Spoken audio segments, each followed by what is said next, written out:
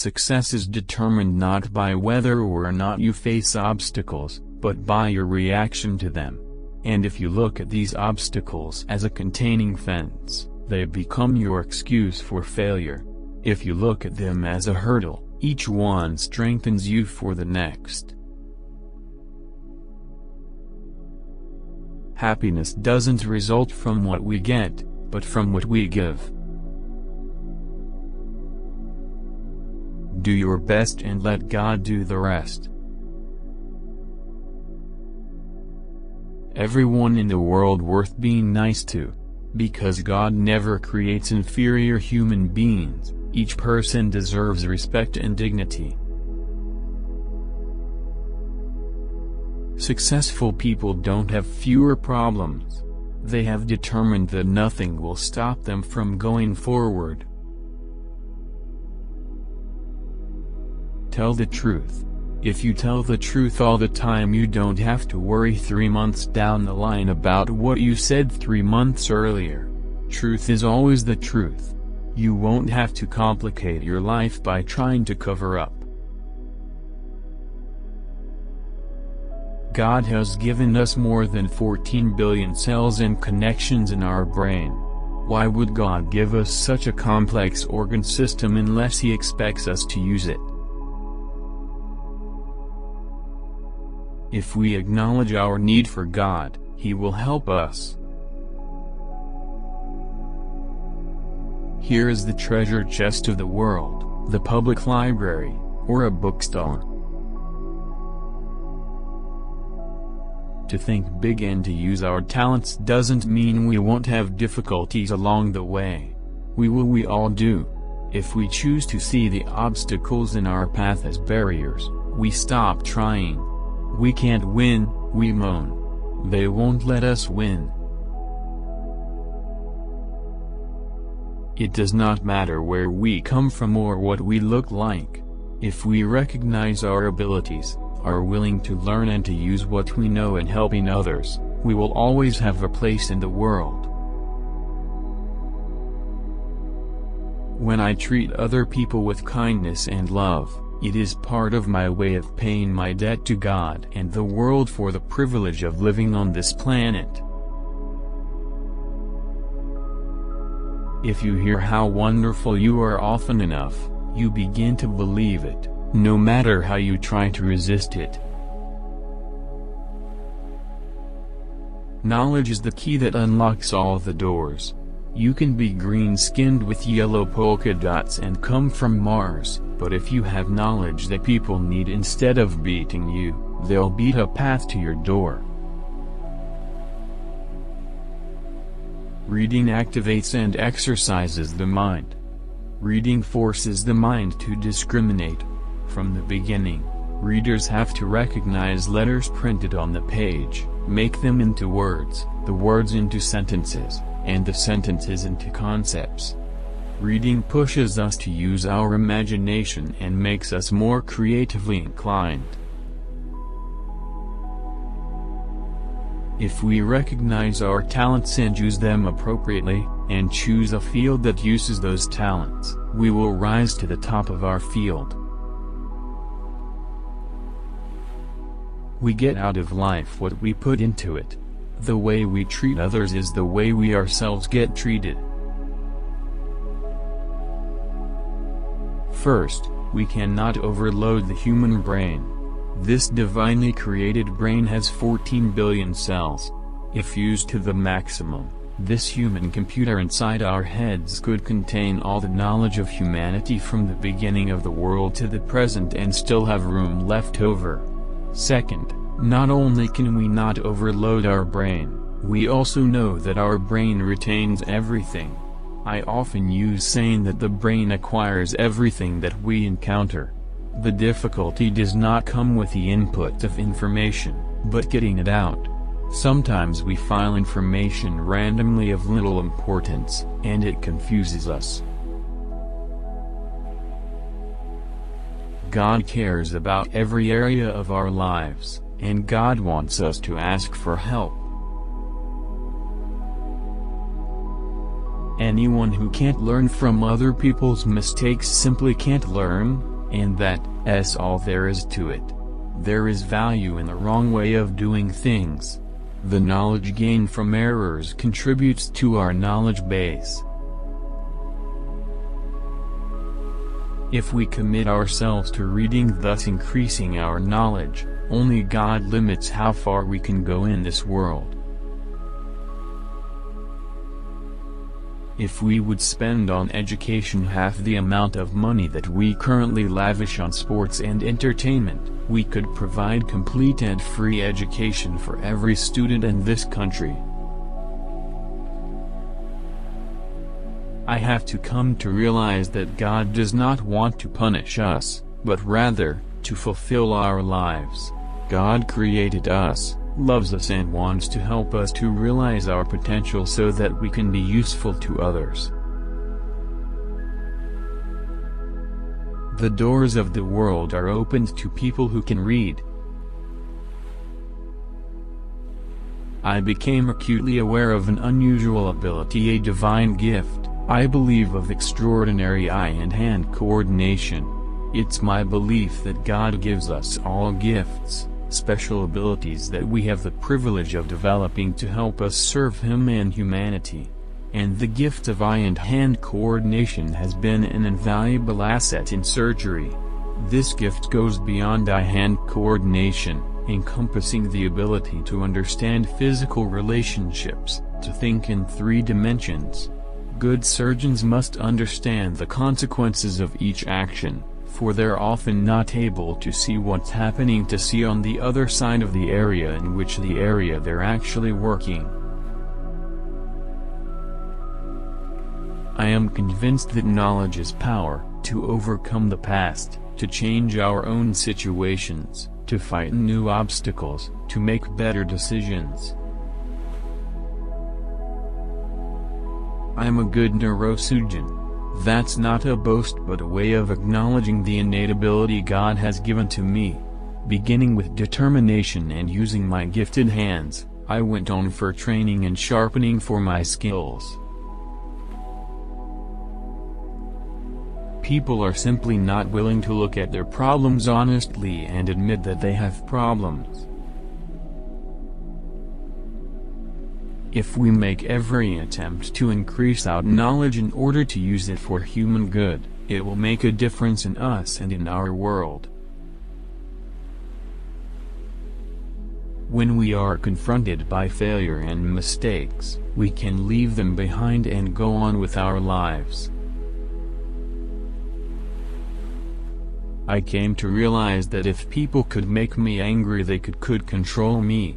Why should I give someone else such power over my life?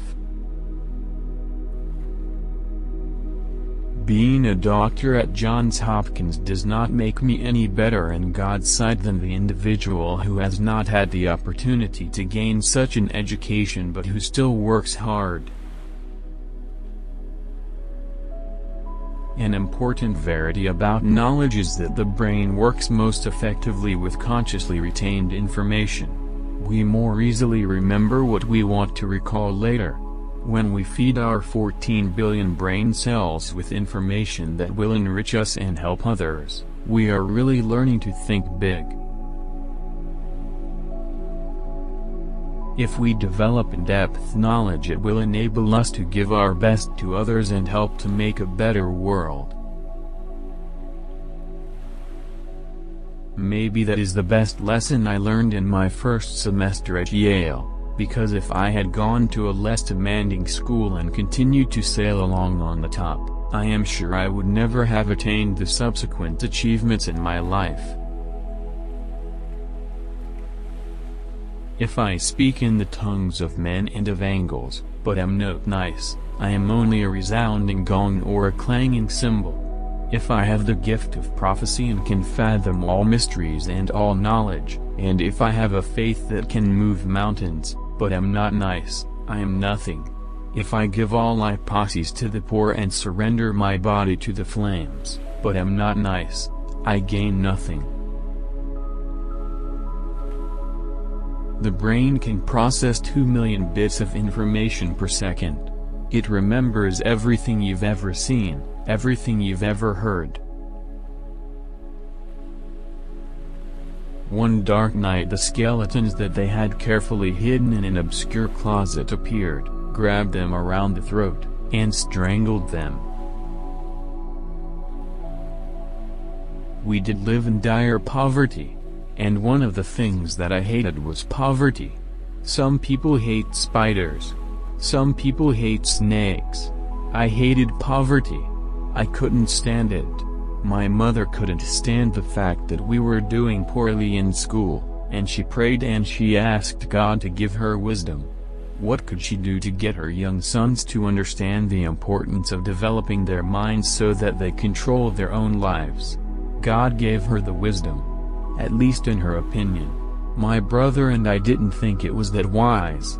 Turn off the TV, let us watch only 2 or 3 TV programs during the week. And with all that spare time read 2 books apiece from the Detroit Public Libraries and submit to her written book reports, which she couldn't read, but we didn't know that. I just hated this. My friends were out having a good time. Her friends would criticize her. My mother didn't care. But after a while I actually began to enjoy reading those books. Because we were very poor, but between the covers of those books I could go anywhere. I could be anybody. I could do anything.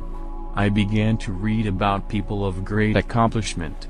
And as I read those stories, I began to see a connecting thread. I began to see that the person who has the most to do with you, and what happens to you in life, is you. You make decisions. You decide how much energy you want to put behind the decision. And I came to understand that I had control of my own destiny. And at that point I didn't hate poverty anymore, because I knew it was only temporary. I knew I could change that. It was incredibly liberating for me. Made all the difference. It's not what you do but that kind of job you do that makes the difference. Disagreement is part of being a person who has choices. One of those choices is to respect others and engage in intelligent conversation about differences of opinion without becoming enemies, eventually allowing us to move forward to compromise. There is no such thing as an average human being. If you have a normal brain, you are superior.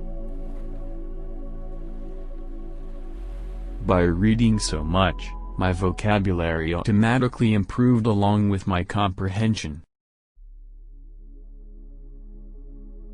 The insidious nature of socialism, cloaked in a facade of compassion, makes it very dangerous to an uneducated and trusting populace. And as socialism creates dependency, it is well on its way to eliminating freedom of choice and incentives for high productivity and innovation. No knowledge is ever wasted. If you can read, honey, you can learn just about anything you want to know. The doors of the world are open to people who can read. And the doors of the world are open to those who can read.